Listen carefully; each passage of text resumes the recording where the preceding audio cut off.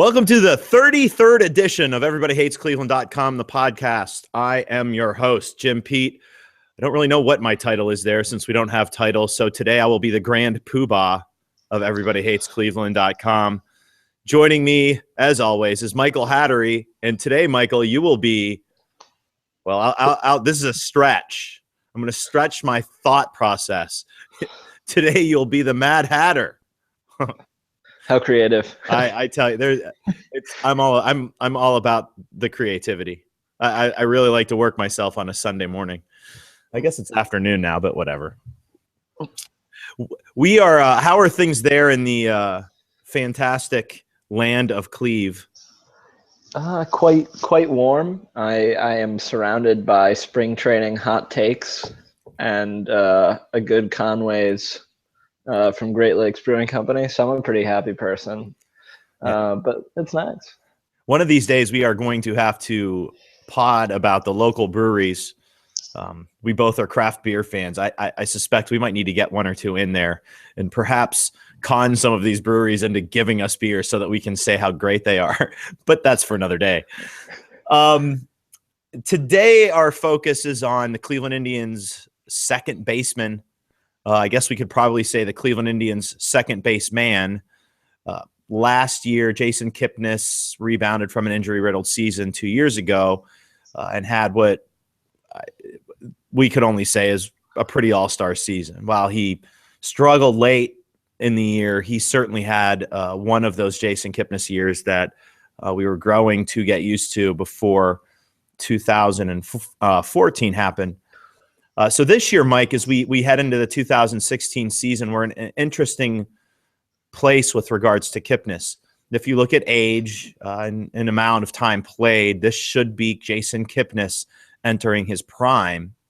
I would suppose last year would have been kind of the springboard into his prime. So heading into the season, Mike, do you think that Kipnis is going to level off, or have we yet to see the best of Jason Kipnis? Geez, 5 WAR seasons are pretty rare. I mean, they're pretty awesome. I think what you said is totally right. I think we're probably at some portion of Kipnis's prime. Last year was just incredibly productive. I don't know if I think him matching last year's production is a really successful season. If you repeat 5 WAR seasons, you are an elite baseball player. So I'll be really impressed if he does that. Projections are low on him because he dealt with injuries in 2014 and pretty much just stunk in 2014. Probably due to the oblique, but he was bad. So I think he's going to be very good. I think one of the issues with him is always going to be how healthy he is. How well he takes care of his body, and whether he can be productive in the second half. I think sometimes we see a really visibly worn Kipnis in the second half, and I'll be interested to see how productive he can be. Yeah, I think the interesting thing with him, you wonder about his power. Is there more there to be had? I think maybe initially when we were talking about maybe a comparison between Brantley and Kipnis, I think many of us thought Kipnis might end up showcasing a little more power than Brantley, and that seems to have flip-flopped. Do you think that offensively, Mike, Kipnis is more suited to leading off or batting second? Obviously, he found success last year leading off. Is he, I think this is the interesting conversation with Kipnis isn't defensively. I think, he's kind of found that average to slightly above average slot as long as he's healthy defensively. And you can talk a little bit about that too, if you want to. But my question here is, Mike, did he alter the way he played power wise last year based on where he batted in the order? And do you see him hitting first again this year? Or will Francona shuffle things around and maybe move him down in the order where he can maybe utilize more power? Yeah, it's really interesting. His power is really complex, and it's not something I totally understand. Yeah, and I guess I should preface that. I need to preface the power by talking about home run power, because you're right, it is complex. There's power to be had there, just not home run power. Yeah, I think that's a really good delineation. For me, Kipnis seemed to sell a little bit of home run power for a higher contact rate in the leadoff spot last year, which was super valuable and was a tremendous fit, and really speaks to something in terms of Kipnis making adjustments to his game to really be more effective in the leadoff spot. So absolute kudos to him for that. The contact quality was still really good, but it seemed like he was hitting a little bit fewer in terms of fly balls. He decreased his fly ball percentage, a lot more line drives, and also there was a lot of opposite field dispersion, which is really useful for him when he's trying to hit for a high batting average. So yeah, I think you're going to see Kipnis kind of adjusting to roles. And I think he's going to show a lot more doubles and then 10 home run power unless he's in the back of the lineup. Well, his on base percentage launched last year, a 372 on base percentage. Obviously, batting leadoff lends to that. It kind of comforts me to note that he is able to kind of manipulate situations in a fairly high baseball IQ rate that we keep talking about with regards to a lot of different players. Do you see him? We look at him as a scrappy blue collar player, and I've written about how he's really not a blue collar player multiple times. And when you look at Kipnis, you see dirty uniforms and you see this guy who kind of plows through walls. I guess is there more baseball IQ there than he's given credit for? And I think this IQ is different than when we talk about Brantley, where I think Brantley. And this isn't, we're not talking about real IQ here. We're talking about on the field IQ. I don't want anyone to get the wrong idea. I think we look at Brantley as this real inquisitive type of player who thinks out batting situations. But isn't Kipnis more like that than not? Yeah, I think probably Kipnis's brand of baseball gets kind of subjects him to a misunderstanding. I totally agree. I think he's a lot like, I think we talked about it a lot in 2013 when we saw Brantley starting to sort of open his swing up on inside pitches and really starting to use the pull field to tap into his power. In the same way that Kipnis started to open up the opposite field with a lot more high quality contact the other way, shortening it down, getting less aggressive to the pull field to kind of, tailor himself to the situation. So I think, in many ways, one of the things that we miss with Kipnis is that, there is a lot of IQ or intellect in sort of making these adaptations to perform at the top of the lineup, which was really impressive last season. I certainly have a lot of frustrations with Kipnis, which actually for someone who cares about what happens on the field seem pretty ridiculous to a lot of people. But I get frustrated with Kipnis off the field more than I do on the field. I think he really prepares at times well, and I think he's very productive. Well, I think in Kipnis, second base really is one of those positions that seem wrapped up from the starting perspective. Even better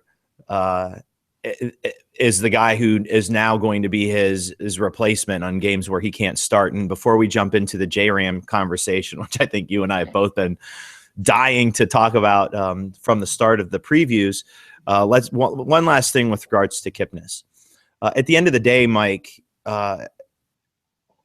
we've talked numerous times about September. You've mentioned it. I've mentioned it today. Is Kipnis is this just Kipnis? I mean, does his style of play just lend to struggles in September? Or is the final piece to his puzzle going to be figuring out how to take care of himself, how not to necessarily run through a wall, especially when you consider that this team could be primed for a playoff run. The concern, of course, not being September baseball, but what happens in October baseball. Is the last step for Kipnis this, fixing of the late months? Or is this the Kipnis that we get, and who knows what we get in October? Yeah, I think it's really hard because I want to balance two things. It frustrates me, and one of my concerns with Kipnis in terms of the late season is also just in terms of his career arc.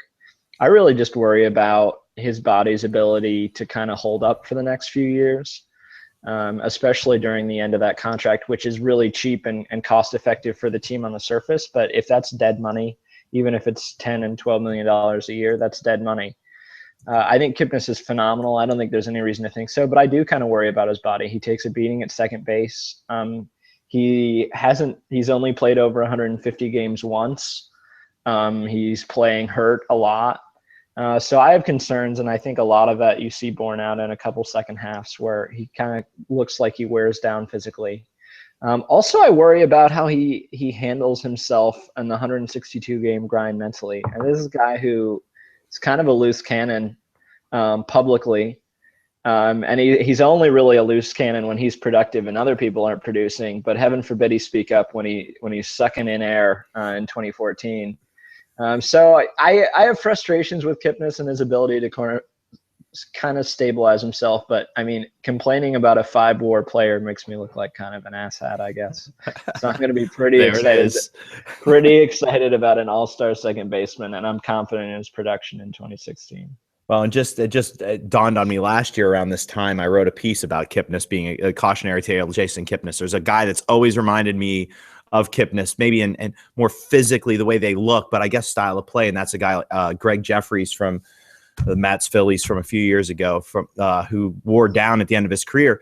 And uniquely, these teams started shifting him around the diamond. So it'll be interesting to see perhaps a guy like Kipnis maybe making the shift like Jeffries over to first base, which would be an easy move for him, or same side of the field.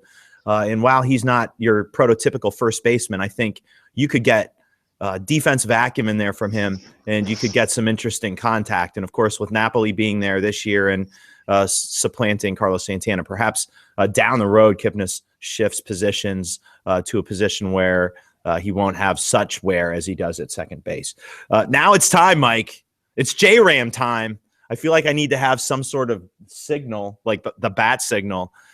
J-Ram is the new Mike Aviles. We'll call him Super Aviles, I guess is the best way to call it. Let's just get this out there. J-Ram's the best second baseman on this team. And I'm before, as the people who just heard that are now throwing knives at me, let me preface this by saying best defensive second baseman on the team. I think that a lot of people look at his short period of time at shortstop as him being a deficiency defensively, which is kind of hilarious to me. He's an above average defender at second base. He's not yet shown us all he can do at the big league level offensively, but the team got eminently better when Mike Aviles signed with the Detroit Tigers. Do you not agree? Yeah, I think this was kind of one of the secret moves of the offseason. I don't love using WAR in these things, but I think if you drop wins above replacement, you'll see that the Indians gave Mike Aviles 350 at-bats last year, and he was worth around -1 win. And I think it's pretty easy to see Ramirez being worth a win. So wait. Win and a half? Wait. Are you saying that's not good? Sorry. Go ahead. So I think if you see Ramirez being worth a win to a win and a half, you can look at the Indians and say, hey, they upgraded about 2 wins just by getting rid of Mike Aviles and putting Ramirez there. And look, Jim and I have talked about this forever. We do not see Jose Ramirez as a guy who should be a super utility guy. I mean, on 15 major league teams, this guy's a starting second baseman.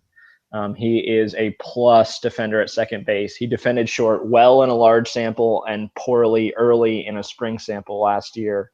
But I think he can do just fine there. And he looks above average at third base as well. I mean, this guy has so much value. I agree completely. I think he's probably one of the 3 best defenders at second base in baseball. And he's just not on the field. Well, and, I guess we have to look at, I think we're going to be talking about Kipnis in our next preview as well. I think they're going to be doing things to get Jose Ramirez at bats this year. And, will he have 350 at bats? Will he have more than 350 at bats? Obviously, he's going to see time at second. He's going to see time at short. He's going to probably see time at third base. Rumors are that he's going to see time in the outfield. I would have to think, Mike, he seems to be a Terry Francona guy, if there is such a thing. And, when a lot of people hammer Francona for his veteran usage, he's always seemed to like Jose Ramirez based on his usage from the start. I would have to think that he's going to use him just like he used Mike Aviles. God forbid he puts him in center, though. Yeah, I think one of the things that we're going to see surprisingly more frequently than people think is I think we're going to see Mike Napoli sat against right-handed pitching. I'm starting to worry about that platoon split for him. So I think you're going to see Santana playing first and Kipnis DHing. I think they really want to protect Kipnis's body. And I think, between days off and days that he might DHing, I think you have 40 games there for Ramirez. And I think if you stagger them with guys like House, Anderson, and Carrasco, who are ground ball pitchers, and you have Lindor and Ramirez playing behind ground ball pitchers, you're going to be outstanding in terms of preventing runs. So I actually think Kipnis is going to get protected a decent amount, and they're going to find a way to get J-Ram 30 to 40 games at second base, and some more at third, some more at short, protecting these players so they can sustain a full season. Well, and he was just throwing Aviles into the outfield like he was throwing Velcro. And I think Ramirez has the ability to kind of be malleable regarding those types of positions. I got to tell you, Mike, we're talking about J-Ram. I cannot friggin' wait until we play Minnesota. I cannot wait. That could be a lot of fun. Do you remember last year? Yeah, I remember the flip. I remember the flip. Oh, he took a lot of heat for that. And of course, that preceded about 27 other flips that many people lauded. Regardless, I cannot wait to see how Paul Molitor handles J-Ram. And the thing about J-Ram, and we'll kind of end it on this, is, anybody who's paid attention to the organization knows that Jose Ramirez is without a doubt one of those players that has a swag that kind of comes along with him. And I think some of that comes with him culturally. I think he brings a certain swagger from his upbringing that I have grown to love over the past 4 or 5 years. If you nailed me down on why I love J-Ram so much, it's the stories of when I worked back at Indians Baseball Insider, the stories of J-Ram showing up in a fur coat to some spring training stuff. This is the kind of guy that we're talking about. I mean, he seems to have that Joe Namath moxie without necessarily anything backing it up yet.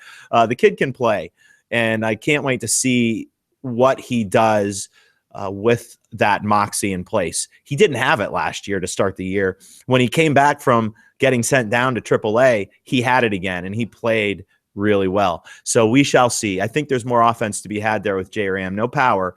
But man, if that guy's got wheels, he can get on base, and he doesn't strike out a lot. So who knows if he gets 400 at bats? Two things happen. One, he starts knocking on the door to start. Two, people start pounding down the door to get him. And I would never want to trade J-Ram, but if you look at the roster as a whole, and you get to July, and you're looking to move something to get something, he could be a really, really, really valuable piece. So J-Ram backing up Jason Kipnis should be a lot of fun at second base. Anything you want to say about second base before we close up shop, Mike?